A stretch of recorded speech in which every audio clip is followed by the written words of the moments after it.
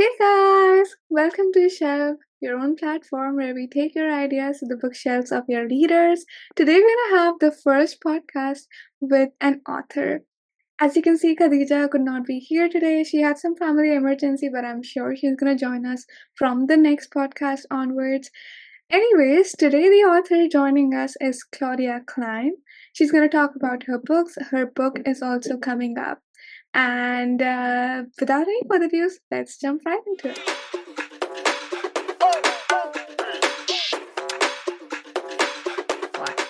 Hey, Claudia. Hi, How are you doing today? I'm doing good. Okay, that's great. That's great. So I was just going through your Instagram and I came across your new book, which is coming up. So maybe we just start with that. How much are you into it? When is it coming out? When will your readers get to read it and everything? So yeah. Sure. So I just wrote a new book. It's Song of Siege and Shadows. I say it really fast. So maybe I'll say it again, Song of Siege and Shadows. And it is a fantasy world that I've been writing since high school. And I'm finally starting to put out books in this fantasy world. So I read the Lord of the Rings for the first time, and then I started writing in this fantasy world. So, fantasy world is the world of Cara and it is a world of all elves. They're like the Tolkien-esque elves that are in Lord of the Rings. So we're in this story, we are following a female blacksmith in a world where females are usually housewives, and she is defying society, and she's taking on a man's job, and she has no plans to marry. And her father introduces her to her intended and says, "You will marry him." So she's going through all this stuff like, "I don't want to get married, but like this guy's really handsome and he's really nice too, and he says he's in love with me."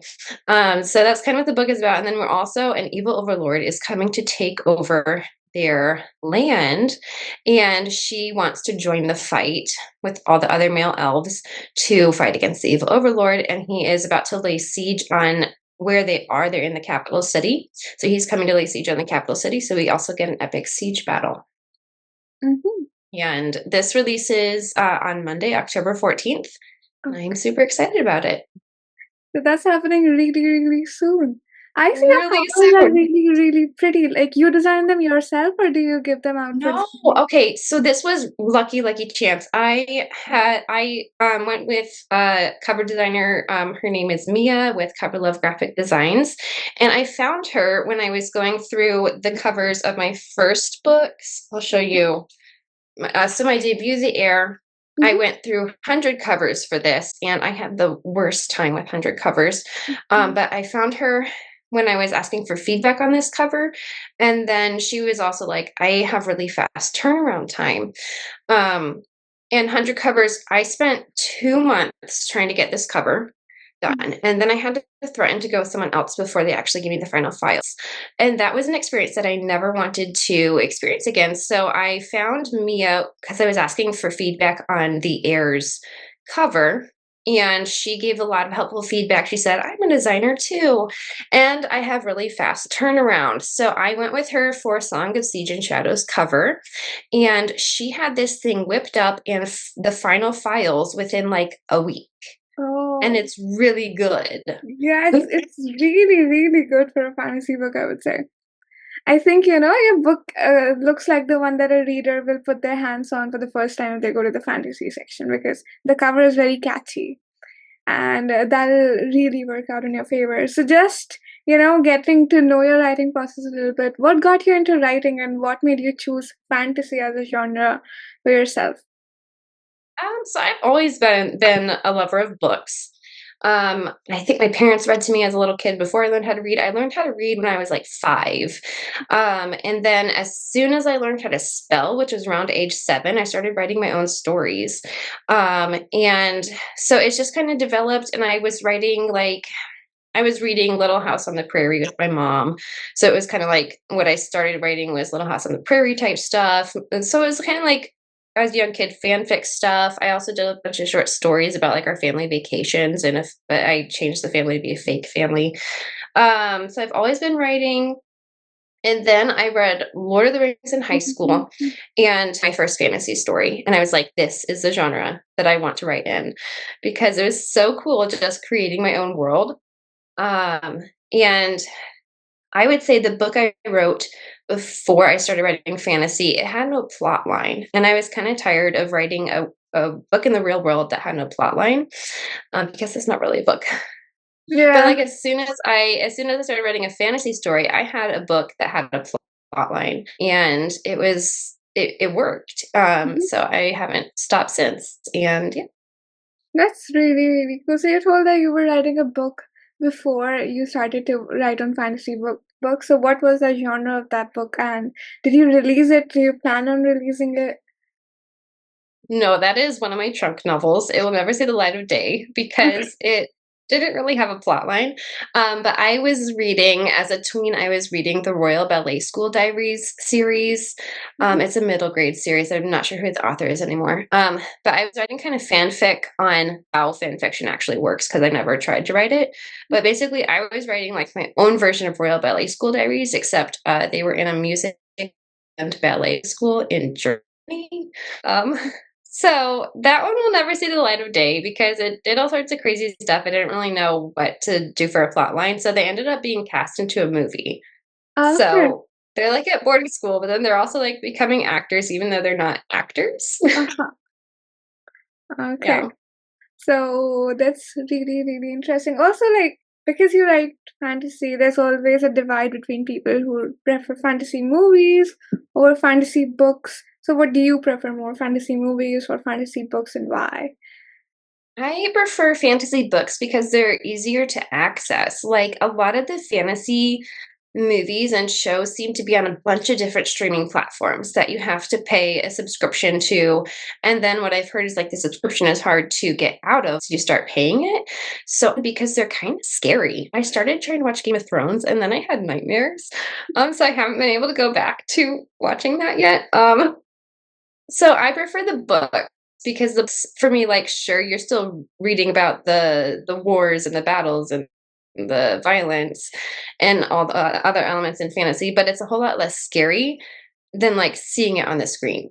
That's true. Um, Also, because I've seen this, movies are not able to communicate what the books was saying because reading Harry Potter was entirely different from watching it because they were not really able to translate everything in the book, and it was not really, very it wasn't like I did not feel good watching Harry Potter because I imagined an entirely different thing in my head while reading Harry Potter, and they were not able to translate it in the movie, sadly. And I think most of the readers would agree on that part, especially in fantasy. Creating that world on the movie set is, hard. But would you like for your for your book to be made into a movie someday?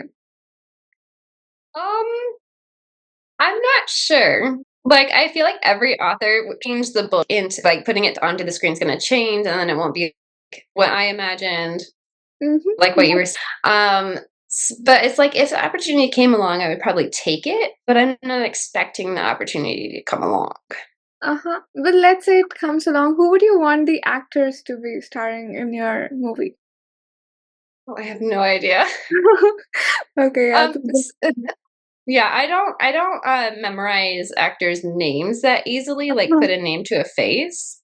So like I Uh-huh. could probably look at pictures and come up like do some research and come back to you on that Oh, question, but okay. like off the top of my head, no idea.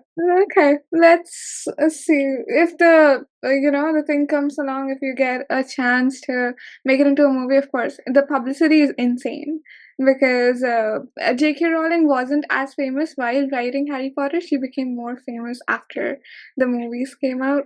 But yeah, so Mm. let's hope that you get a movie for your book because I see that your first book actually got a lot of readers. So how do you promote your books? Do you usually do self promotion? Or do you like go for marketing agencies or something like that? Are you a self-published author or a traditionally published Yes. So I'm a self-published author. one? Uh-huh. So I'm in charge of all my own marketing and advertising technically, but what the main thing that I do to get my sales right now is I put the Heir on a BookBub featured deal. Mhm. So BookBub, if you are a reader, go to bookbub.com and sign up for their newsletter. And you're going to get daily deals for like on sale ebooks and free ebooks. This is how I've collected all of my ebooks. Okay. Going on BookBub featured deals or getting the emails from BookBub every day and collecting their free books. So my book gets picked up for those about once every 6 months.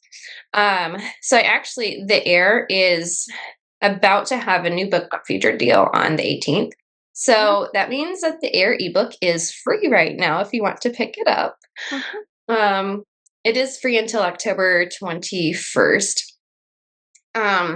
And so that's what I do a lot of, and that gets me a lot of sales. And then I also join author group promos.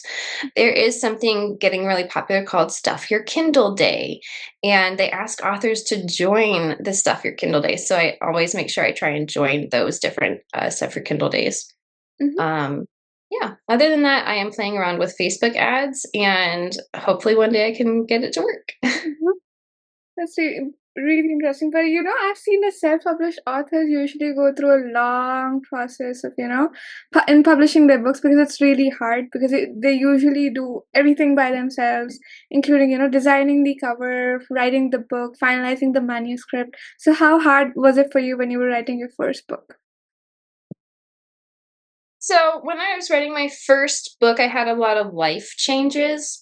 Mm-hmm. My first book was my debut, The Heir, and I met an indie author, and that's how I learned how to self-publish. She just showed me the website that you upload your book to, and I spent 3 years making The Heir's manuscript into like the final format. Basically, it needed a complete rewrite. It needed some expanded 6 months expanding the book into to editing it, and then I spent like the last 6 months just waiting for my copyright to come in because I didn't know that once you buy the copyright, you don't have to wait for it to come in the mail. You can just go ahead and publish the book. So I finally reached out to my author friend who had shown me like how to upload the book onto KDP. Mm-hmm. And she's like, "No, you can just go ahead and publish it right away." So I did. Yeah, that's And really I good. Yeah. Sorry, you were Yeah, saying. I didn't learn, I wish that I had done more research into, like, how publishing works, how you sell a book, because I basically knew nothing, and I hit the publish button, and my book was out there in the wild, and then I learned everything about how to market afterwards. Yeah. Usually, it's better if you start the marketing process before that. I'm a writer myself, and I published my first book when I was 14, and I just published it. And then I was like, okay, why is no one buying it? Because I did not market it. Marketing is the hardest part of writing a book. Sadly, people think that writing is the hardest part, but when you're a writer, writing comes to you naturally. You can, edit it out and everything, but marketing is out of the domain. Nobody taught you that. So doing that is the hardest part of the job. So yeah, I think with this we are coming to the end of the podcast. Do you want to add anything at the end for the readers? Pick up Song of Siege and Shadows because it's coming up super soon, and it's gonna be available in Kindle Unlimited as well, the ebook. And then the paperback is gonna be available basically everywhere books are sold, so you could request that your library buys it for you. You could request that your favorite bookstore buys it for you to get it. I think I'm gonna have signed copies available on my Etsy shop. So go to claudiakleinauthor.etsy.com, I believe is the website. You can also follow me on social media. My handle on all the social medias is at Claudia Klein Author. And thanks so much for having me. Thanks so much for being here, guys. Please do read our books. They're really very interesting. And see you guys in the next podcast.